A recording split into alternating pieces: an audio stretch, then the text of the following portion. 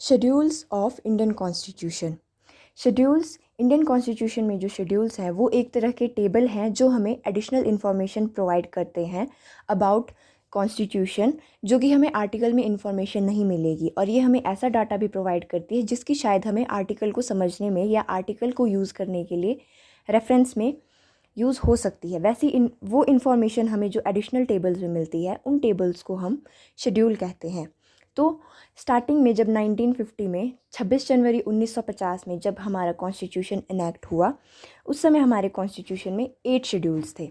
इसके बाद सोसाइटी और टाइम की नीड के अकॉर्डिंग बहुत सारी कई अमेंडमेंट्स हुए, और उन अमेंडमेंट्स की वजह से अब तक 4 शेड्यूल्स और ऐड हुए हैं। तो ओरिजिनली जिस कॉन्स्टिट्यूशन में 8 शेड्यूल्स थे, आज उस कॉन्स्टिट्यूशन में हमें 12 शेड्यूल्स देखने को मिलते हैं। तो पहला schedule, first schedule of Indian constitution enlists the name of states and their territorial jurisdiction and name of union territories and their extent. अगर आप कॉन्स्टिट्यूशन के फर्स्ट आर्टिकल को ही देखें तो उसमें इंडिया या भारत यूनियन की जो है टेरिटोरियल एक्सटेंट या टेरिटोरियल जो उसकी टेरिटरी है उसके बारे में बताया गया है। तो उसमें ये लिखा है कि इंडिया की टेरिटरी में, इंडिया या भारत की टेरिटरी में 3 तरह की टेरिटरीज आती हैं। दैट इज़, पहला स्टेट्स, दूसरा यूनियन टेरिटरीज, और तीसरा टेरिटरीज दैट इंडिया में एक्वायर इन फ्यूचर। इसमें थर्ड पॉइंट का आज की डेट में रेलेवेंस कम है। इसका रेलेवेंस 1950 में ज़्यादा था, क्योंकि 1950 के बाद ऐसी बहुत सी अमेंडमेंट्स हुई हैं कॉन्स्टिट्यूशन में जिसके वजह से ऐसी टेरिटरीज़ जैसे कि गोवा, दमन दीव, दादरा और नगर हवेली जैसे एरियाज़, पुडुचेरी जैसा एरिया, सिक्किम, ये सारे जो है टेरिटरी इंडिया की टेरिटरी में 1950 के बाद मर्ज हुई।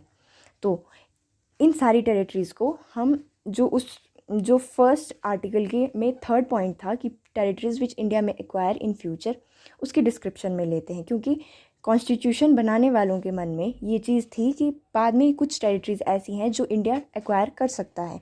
इसके अलावा बांग्लादेश के साथ भी कई टेरिटरीज़ हमारी एक्सचेंज हुई हैं।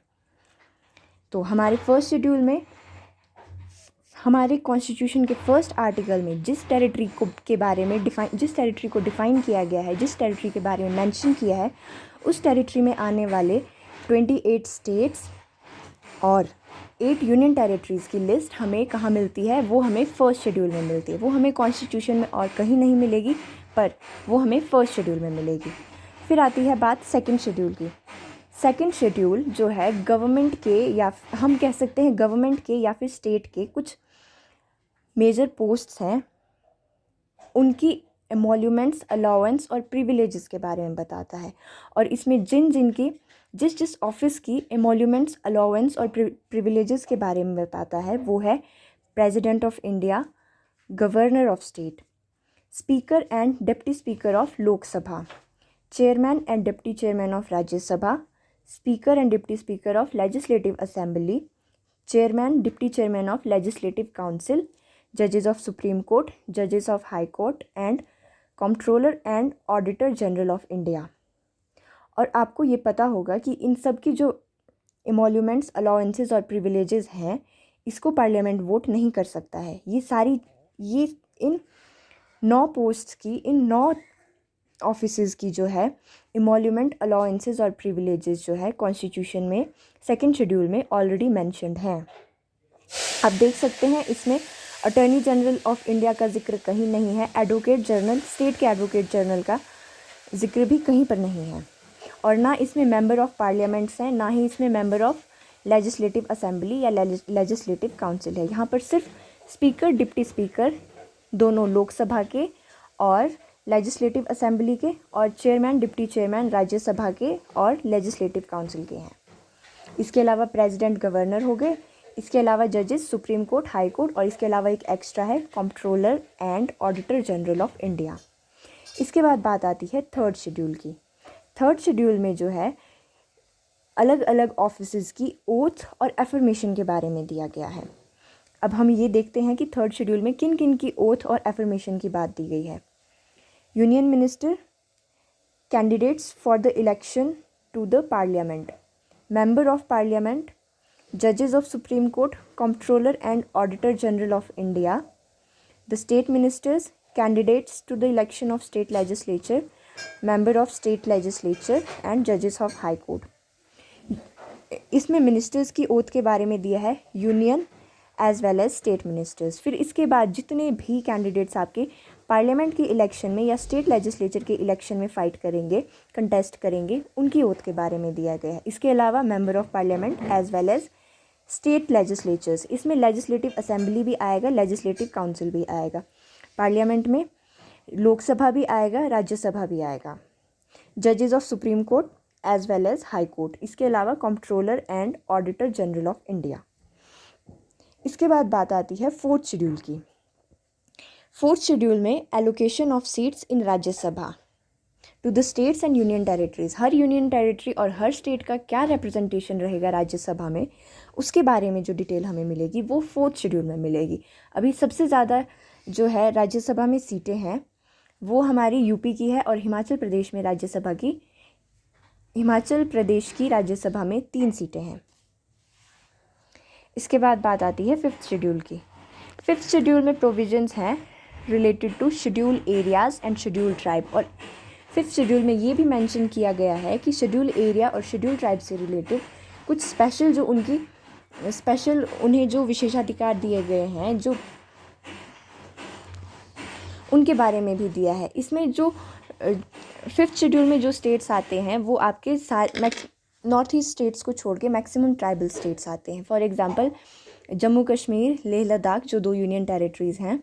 इसके अलावा हिमाचल प्रदेश, मध्य प्रदेश, राजस्थान, उत्तर प्रदेश, उत्तराखंड, झारखंड, छत्तीसगढ़ और उड़ीसा, आंध्र प्रदेश, तेलंगाना। अगर हम फिफ्थ शेड्यूल को डिटेल में देखें तो हमें ये पता चलेगा कि फिफ्थ शेड्यूल में कुछ एक ऐसी जो जनरली सेवन्थ शेड्यूल में 3 लिस्ट्स होती है, उसमें जो चीज़ें कुछ स्टेट लिस्ट में फॉल करती है, कुछ यूनियन लिस्ट में फॉल करती है, कुछ कंकरेंट लिस्ट में फॉल करती है। उनमें से कुछ चीज़ों के लिए विशेषाधिकार प्राप्त है उन स्टेट्स के गवर्नर को। Sixth schedule, provision related to administration of tribal area in the states of Assam, Meghalaya, Tripura और मिज़ोरम। आसाम, मेघालय, त्रिपुरा और मिज़ोरम के कुछ स्पेशल ट्राइबल एरिया हैं जो अपनी इंडिजिनस ट्राइब और उनके डिस्टिंक्ट कल्चर के लिए सबसे अलग हैं, तो उनके लिए अलग से प्रोविज़न दिया गया है सिक्स्थ शेड्यूल में। इसमें हमारे पास टोटल 10 डिस्ट्रिक्ट्स हैं जो कि आसाम, मेघालय, त्रिपुरा और मिज़ोरम में हैं। त्रिपुरा में 1 डिस्ट्रिक्ट है। इसके अलावा मेघालय, आसाम और मिज़ोरम में 3 डिस्ट्रिक्ट्स हैं। इन डिस्ट्रिक्ट्स में लोकल सेल्फ गवर्निंग बॉडीज़ का भी डिस्ट्रिक्ट लेवल पर अलग से सेटअप होता है, और यहाँ पर भी गवर्नर का एक स्पेशल रोल है, इन स्टेट्स के गवर्नर का। और इसमें डिस्ट्रिक्ट लेवल पर एक अथॉरिटी जो है इलेक्ट होती है, जिसका कि डायरेक्ट इलेक्शन होता है एडल्ट फ्रेंचाइजी से। इसके बाद है सेवन्थ शेड्यूल। सेवन्थ शेड्यूल जो है इसमें आप जो है हमारे जो गवर्नमेंट ऑफ इंडिया एक्ट 1935 में जो सब्जेक्ट्स या फिर पावर थी उसे जो है शायद 2 या 3 लिस्ट में बांटा गया था। उन्हीं को 3 लिस्ट में बांटा गया है। दैट इज़ 3 तरह की लिस्ट है। जितनी भी हमारी पावर है वो 3 लिस्ट में बांटी गई है। लिस्ट 1 जो कि यूनियन लिस्ट है, लिस्ट 2 जो कि स्टेट लिस्ट है, और लिस्ट 3 जो कि कंकरेंट लिस्ट है। इसके अलावा जो रेजिड्यूरी होगी पावर वो आपकी सेंटर में होगी। प्रेजेंटली यूनियन लिस्ट में 100 सब्जेक्ट्स हैं जो कि ओरिजिनली पहले 97 थे, बाद में ये 100 किए गए। स्टेट लिस्ट में 61 सब्जेक्ट्स हैं जो कि ओरिजिनली 66 थे। कंकरेंट लिस्ट में 52 सब्जेक्ट्स हैं जो कि ओरिजिनली 47 थे। लैंड एजुकेशन, लिकर जैसे सब्जेक्ट्स जो हैं आपकी स्टेट लिस्ट में आते हैं, और यूनियन लिस्ट में आती है आपकी इंश्योरेंस जैसे सब्जेक्ट्स। 8th शेड्यूल जो है कॉन्स्टिट्यूशन का, इसमें हमारी लैंग्वेजेस के बारे में दिया गया है। जो लैंग्वेजेस एक तरह से शेड्यूल्ड लैंग्वेजेस हैं जो रिकॉग्नाइज़ की गई हैं कॉन्स्टिट्यूशन के द्वारा कि ये लैंग्वेजेस हैं। अभी एट प्रेजेंट इस लिस्ट में 21 लैंग्वेजेस हैं, पर ओरिजिनली जब कॉन्स्टिट्यूशन बना था तो इसमें 14 लैंग्वेजेस थी। आसामीज़, बंगाली, बोडो, डोंगरी, गुजराती, हिंदी, कन्नड़, कश्मीरी, कोंकणी, मैथिली, मलयालम, मणिपुरी, मराठी, नेपाली, उड़िया, पंजाबी, संस्कृत, संथाली, सिंधी, तमिल, तेलुगु, उर्दू। ये हमारी 22 लैंग्वेजेस हैं जो कि इंडियन कॉन्स्टिट्यूशन ने रिकॉग्नाइज़ की हैं। इनकी अपनी एक स्क्रिप्ट, इन सब लैंग्वेजेस का अपना हिस्टोरिकल इम्पोर्टेंस है और इनकी अपनी स्क्रिप्ट है। और भी कुछ एक जो है एक तरह से बोल सकते हैं स्टैंडर्ड्स है जिसको क्रॉस करके, जिनकी वजह से ये लैंग्वेजेस जो है हमारी शेड्यूल लिस्ट में हैं। तो सबसे पहले Sindhi, 21st amendment act of 1967 से सिंधी ऐड की गई थी। तो हमारे पास हो गई थी 14 + 1 15 लैंग्वेजेस 1967 में 21st अमेंडमेंट एक्ट। इसके बाद कोंकणी, मणिपुरी और Nepali were added by 71st amendment act of 1992। 71st amendment act of 1992। इसके बाद 72nd में सीधा पंचायत राज आया था। तो 71st अमेंडमेंट एक्ट 1992 में नेपाली, मणिपुरी और कोंकणी ऐड की गई थी। इसके अलावा Bodo, Dongri, Maithili, Santhali were added by 92nd amendment act of 2003। इसके अलावा एक और अमेंडमेंट हुई थी 96th अमेंडमेंट एक्ट ऑफ 2011। इसमें उड़िया लैंग्वेज की स्पेलिंग को चेंज किया गया था, क्योंकि उस समय उड़ीसा का नाम भी चेंज किया गया था। इंग्लिश में जिसे ओडिशा लिखा जाता था उसे ओडिशा लिखा गया, और लैंग्वेज का नाम भी चेंज किया गया।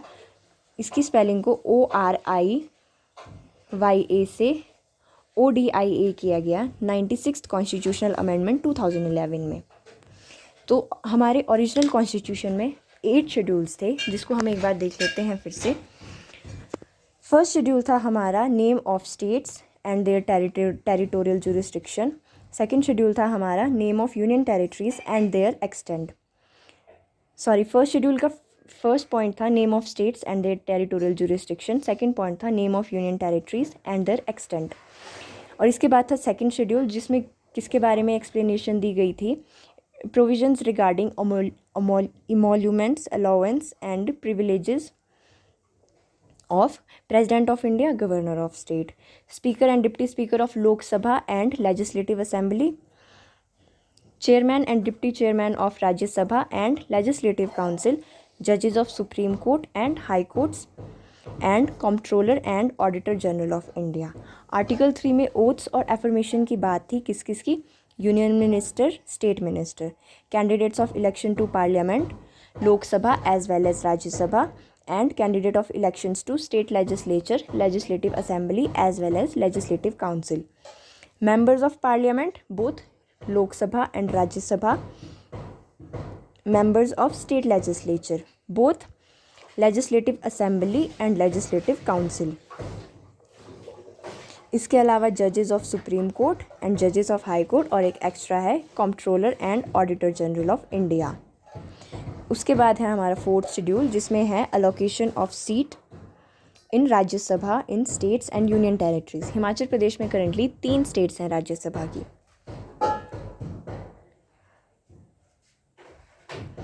फिफ्थ शेड्यूल में आता है provisions related to administration of schedule areas and schedule tribe. जितने भी हमारे ट्राइबल एरियाज़ हैं या फिर जितनी हमारी ट्राइब्स हैं, उन सब के बारे में जो प्रोविजंस है और रिगार्डिंग विशेषाधिकार,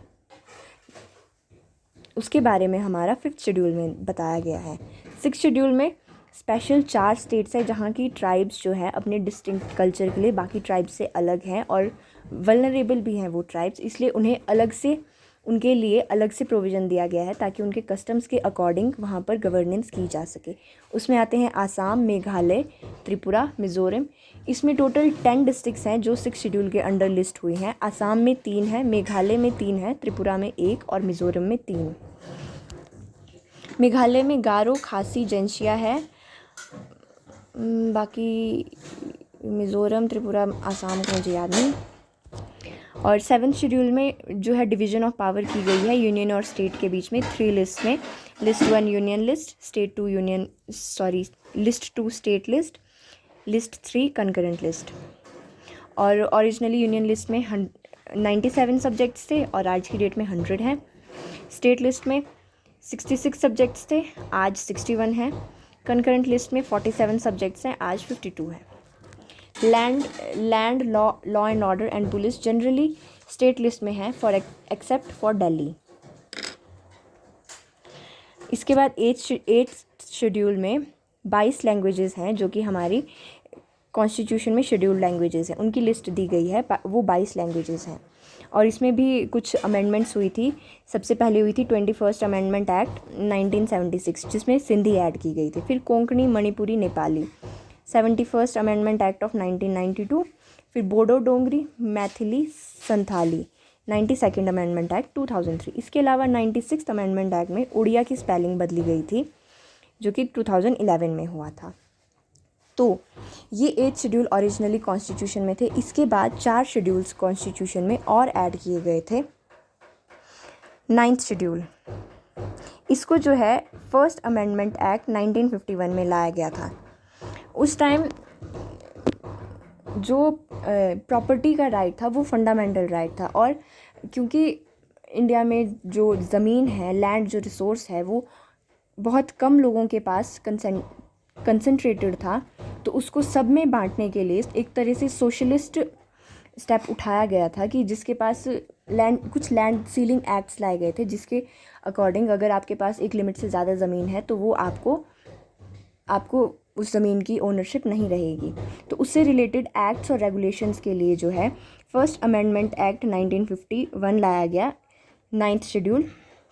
इसमें 9th शेड्यूल कॉन्स्टिट्यूशन में ऐड किया गया और इसमें ये कहा गया कि कोई भी एक्ट अगर 9th शेड्यूल के अंडर लाया जाएगा तो वो जुडिशियल रिव्यू से बाहर होगा। जुडिशियल रिव्यू हमारा आर्टिकल 12 में है, आर्टिकल 12 या आर्टिकल 13 में है, आर्टिकल 13 में है जुडिशियल रिव्यू हमारा। इसमें जो है जुडिशरी अगर उन्हें लगता है कि कोई भी लॉ या कोई भी एक्ट, कोई भी लॉ में एक्ट भी आ सकता है, आपका कॉन्स्टिट्यूशनल अमेंडमेंट भी आ सकता है और आपकी आर्टिकल भी आ सकते हैं। अगर उन्हें लगता है कि ये जो है कॉन्स्टिट्यूशन के अकॉर्डिंग नहीं है या अनकॉन्स्टिट्यूशनल है तो वो उस एक्ट को चैलेंज कर सकते हैं। तो ये लाया गया था लैंड एंड सीलिंग एक्ट को लाने के लिए, पर बाद में इसका गलत तरीके से यूज़ भी किया गया था। तो इसमें ये था कि 9th शेड्यूल में कोई भी एक्ट आएगा तो उस एक्ट को जुडिशियल रिव्यू से बाहर रखा जाएगा, उसकी जुडिशियल रिव्यू नहीं हो सकता। तो एक्ट्स एंड रेगुलेशंस ओरिजिनली 13 थे, बट प्रेजेंटली इस 9th शेड्यूल में 282 एक्ट्स हैं। आप देख सकते हैं इसका किस तरह से मिसयूज़ किया गया था। Acts and regulations of state legislature dealing with land reforms and abolition of ज़मींदारी system and of the parliament dealing with other matters. This schedule was added by first constitutional amendment 1951 to protect the laws included in it from judicial scrutiny on the ground of violation of fundamental rights. क्योंकि उस समय property का right जो है fundamental right था, तो उस चीज़ को जुडिशरी की नज़रों से बचाने के लिए, जुडिशियल रिव्यू से बचाने के लिए ये एक्ट लाया गया ताकि ज़मीन को अच्छे से सब में डिस्ट्रीब्यूट किया जा सके जुडिशियल वे में। However, 2007 में supreme court ruled that laws included in this schedule after 24th April 1973 are now open to judicial review. अब इसमें देखने वाली बात ये है कि 2007 में 1973 का क्या रिलेशन है। तो अप्रैल 24, 1973 एक लैंडमार्क जजमेंट की डेट है केशवानंद भारती केस की। इसमें सुप्रीम कोर्ट ने doctrine of basic structure of constitution लाया था। उसके अकॉर्डिंग ये कहा गया कि हर वो एक्ट अनकॉन्स्टिट्यूशनल होगा जो कि बेसिक स्ट्रक्चर के अगेंस्ट है या जो कॉन्स्टिट्यूशन का बेसिक स्ट्रक्चर चेंज कर रही है, ऐसी हर अमेंडमेंट को जो है निल डिक्लेयर किया जाएगा। तो ये केशवानंद भारती केस की जो है जजमेंट की डेट है 24 अप्रैल 1973, जब हमारा basic structure of constitution doctrine जो है सुप्रीम कोर्ट ने लाया था। तो 2007 में आई गेस IR कोलियो केस था या कोई केस था, उस केस में सुप्रीम कोर्ट ने ये डिक्लेयर किया कि आफ्टर अप्रैल 24, 1973 जितने भी एक्ट्स, जितने भी लॉज जो हैं 9th शेड्यूल में डाले गए हैं वो सब जुडिशियल रिव्यू के लिए ओपन होंगे। इसके बाद आता है हमारा 10th शेड्यूल। 10th शेड्यूल को जो है एंटी डिफेक्शन, 10th शेड्यूल में हमारी एक ही चीज़ है एंटी डिफेक्शन लॉ। इसे ऐड किया गया था 52nd कॉन्स्टिट्यूशनल अमेंडमेंट एक्ट 1985 में। एंटी डिफेक्शन लॉ क्या था? It was the provision relating to disqualification of member of parliaments and state legislature on the ground of defection. It was added by 52nd Constitutional Amendment Act 1985 known as Anti-Defection Law. क्योंकि काफ़ी time से ये चीज़ देखी जा रही थी कि जो सिटिंग एमएलए सिटिंग एमपी है वो अपनी पार्टी बदल रहे थे, पार्टी से रिज़ाइन कर रहे थे, पार्टी से बदल रहे थे। इस वजह से जो है सरकार गिर भी सकती थी और सरकार दूसरी तरफ भी जा सकती थी। तो इस चीज़ को रोकने के लिए 10th शेड्यूल लाया गया बाय 52nd कॉन्स्टिट्यूशनल अमेंडमेंट 1985। इसमें अगर कोई सिटिंग एमपी या एमएलए अपनी पार्टी की मेंबरशिप छोड़ता है या फिर वो दूसरी पार्टी ज्वाइन करता है, पार्टी चेंज करता है, या फिर पार्टी के विप के डिसीजन के अगेंस्ट जो है मतलब वोट देने से, पार्टी के विप का जो डिसीजन है उसके अगेंस्ट वोट देता है या वोट देने से मना करता है, तो उस पर 10th शेड्यूल के अंडर जो है कार्रवाई की जाएगी। एंड जो भी मेंबर ऑफ पार्लियामेंट या मेंबर ऑफ स्टेट लेजिस्लेचर है उसे डिस्क्वालीफाई किया जाएगा। पर इसमें कुछ एक्सेप्शंस हैं, जैसे कि लोकसभा का स्पीकर और हमारे लेजिस्लेटिव असेंबली के स्पीकर्स। स्पीकर जो है, स्पीकर एक तरह से न्यूट्रल बॉडी, स्पीकर को एक्सपेक्ट किया जाता है कि वो एक न्यूट्रल बॉडी हो। अगर स्पीकर जो है अपनी पार्टी की मेंबरशिप को छोड़ता है, पार्टी की मेंबरशिप छोड़ता है, पार्टी से रिज़ाइन करता है, तो उस पर एंटी डिफेक्शन लॉ नहीं लागू होगा। इसके अलावा अगर किसी पार्टी के जितने एमएलए हैं या फिर जितने एमपी हैं उसमें से 2/3 या मोर देन 2/3 एमएलए एमपी जो है पार्टी चेंज करते हैं या पार्टी से रिज़ाइन करते हैं, तो वो एंटी डिफेक्शन लॉ के अंडर नहीं आएगा। इसके अलावा जो राज्यसभा के नॉमिनेटेड मेंबर हैं, अगर वो 6 महीने के अंदर किसी पार्टी को ज्वाइन करते हैं, तब वो एंटी डिफेक्शन लॉ के चंगुल से या प्रीव्यू से बाहर हैं। अदरवाइज़ उन पर भी एंटी डिफेक्शन लॉ 6 महीने के बाद अगर वो कोई पार्टी ज्वाइन करते हैं तो उन पर भी एंटी डिफेक्शन लॉ लागू होगा।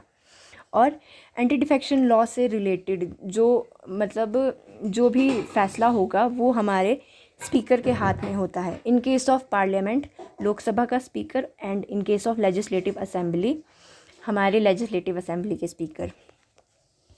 11th schedule, it specifies the power and responsibility of panchayat. It has 29 matters.